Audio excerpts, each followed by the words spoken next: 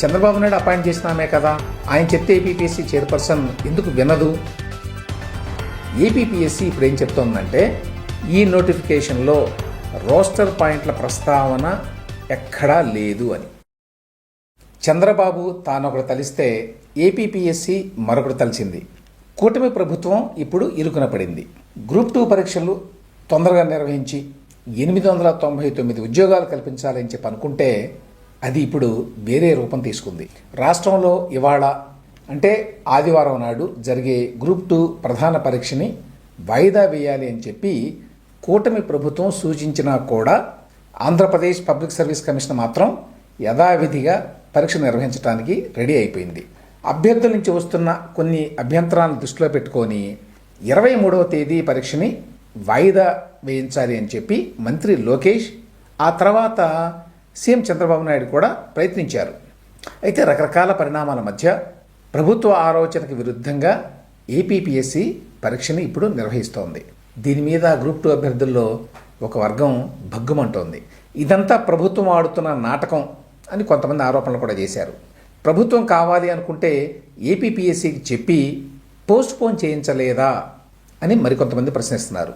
ఇందులో వాస్తవాలు ఏంటి? ఫస్ట్ పాయింట్, పరీక్షను వాయిదా వేయకుండా ఉంటే ప్రభుత్వానికి లేక చంద్రబాబుకి ఏదైనా లాభం వస్తుందా అనేది ప్రశ్న.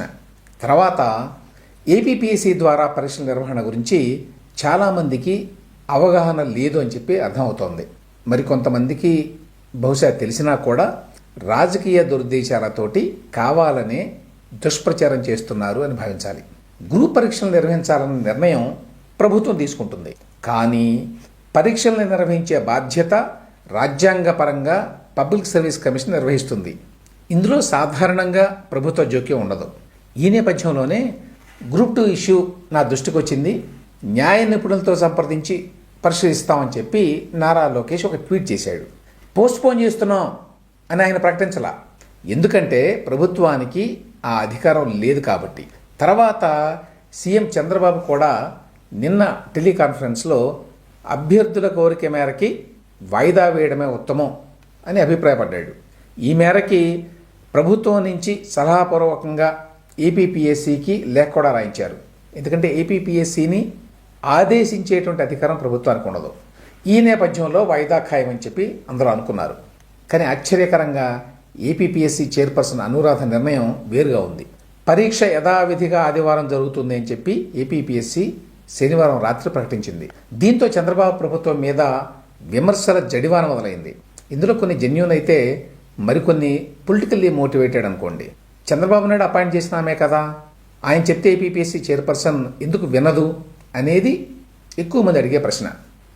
నిజమే, ఆమెను అపాయింట్ చేసింది చంద్రబాబు నాయుడే, కానీ అపాయింట్ చేయడమే కానీ వాళ్ళని తీసేసే అధికారం రాష్ట్ర ప్రభుత్వానికి ఉండదు అని చాలామందికి తెలిసి ఉండకపోవచ్చు.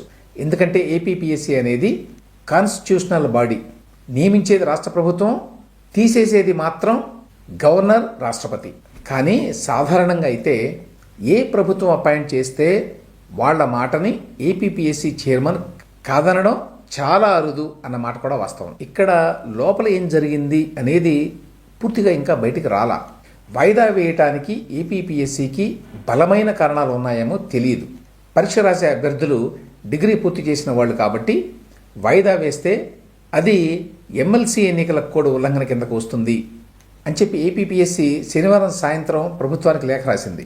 దీంతో పాటుగా ఈ గ్రూప్ 2 మెయిన్స్ పరీక్షని వాయిదా వేయకపోవడానికి ఇంకా చాలా కారణాలు ఉన్నాయని చెప్పి ఏపీపీఎస్సీ కార్యదర్శి నరసింహమూర్తి గారట ఆయన పేరు, ఆయన రాష్ట్ర ప్రభుత్వానికి రాసిన లేఖలో చెప్పారు. ఏంటి ఆ కారణాలంటే, ఈ అభ్యర్థులంతా కూడా తమ ఆందోళనకి కారణం ఏం చెప్తున్నారు? రోస్టర్ పాయింట్ల విధానం. ఇందులో ఏదో రిజర్వేషన్ విధానం పెట్టారు, అది గత జీవోకి విరుద్ధంగా ఉంది, దీనివల్ల ముందు లీగల్ సమస్యలు వస్తాయి అనేది చాలామంది మాట్లాడుతున్న మాట. కానీ ఏపీపీఎస్సీ ఇప్పుడు ఏం చెప్తోందంటే, ఈ నోటిఫికేషన్లో రోస్టర్ పాయింట్ల ప్రస్తావన ఎక్కడా లేదు అని. ఇది విచిత్రమే, ఎందుకంటే ఇప్పటిదాకా ఇదే అంశాన్ని పరీక్ష వద్దంటున్న వాళ్ళంతా చెప్తున్నారు.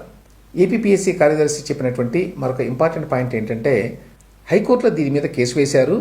హైకోర్టు లోతుగా విచారణ జరిపిన తర్వాత వాయిదా డిమాండ్ని నిరాకరించింది.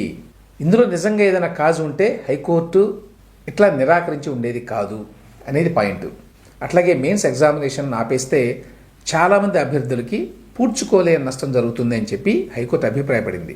ఏపీపీఎస్సీ చెప్పేటువంటి మరొక అంశం ఏంటంటే గ్రూప్ 2 ప్రధాన పరీక్ష ఇప్పటికే ఒకసారి వాయిదా పడింది. ఇప్పుడు పరీక్ష వాయిదా చేయాలని చెప్పి కోరుతున్న వాళ్ళల్లో చాలామంది మెయిన్స్కి అర్హత సాధించలేదు. ఎట్లాగైనా ఈ నోటిఫికేషన్ని రద్దు చేయించి భవిష్యత్తులో ఇవ్వబోయే నోటిఫికేషన్లో అవకాశం పొందాలి అని చూస్తున్నారు అనేది ఏపీపీఎస్సీ చెప్పే మాట.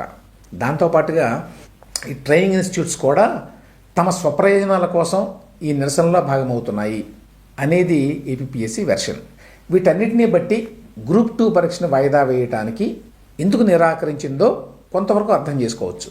అయితే ఈ వివరాలని చాలా ముందుగానే అటు ప్రభుత్వం ఇటు ఏపీపీఎస్సీ అభ్యర్థులకి తెలియజేస్తే చాలా బాగుండేది.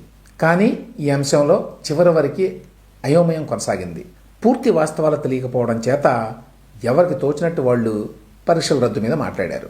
పరీక్షను రద్దు చేయటం న్యాయం అనే అభిప్రాయం విస్తృతంగా వ్యాపించింది. ఈ నేపథ్యంలో రద్దు లేదు అనేసరికి సహజంగానే ప్రభుత్వం మీద వ్యతిరేకత ప్రబలుతుంది. అదే జరిగింది ఇప్పుడు. దీనికి తోడు సాక్షి లాంటి పత్రికలు అగ్నికి ఆజ్యం పోయడానికి రెడీగా ఉంటాయి. గ్రూప్ 2 అభ్యర్థులతో బాబు బంతాట లాంటి శీర్షికలతోటి ఇప్పటికే ఈ అంశంలో రెచ్చగొట్టేటువంటి కార్యక్రమం జరుగుతోంది. ప్రభుత్వం సకాలంలో నిర్ణయాలు తీసుకోకపోవడం వల్ల జరిగేటువంటి నష్టాలకి గ్రూప్ 2 వ్యవహారం మచ్చు తునకగా నిలుస్తుంది.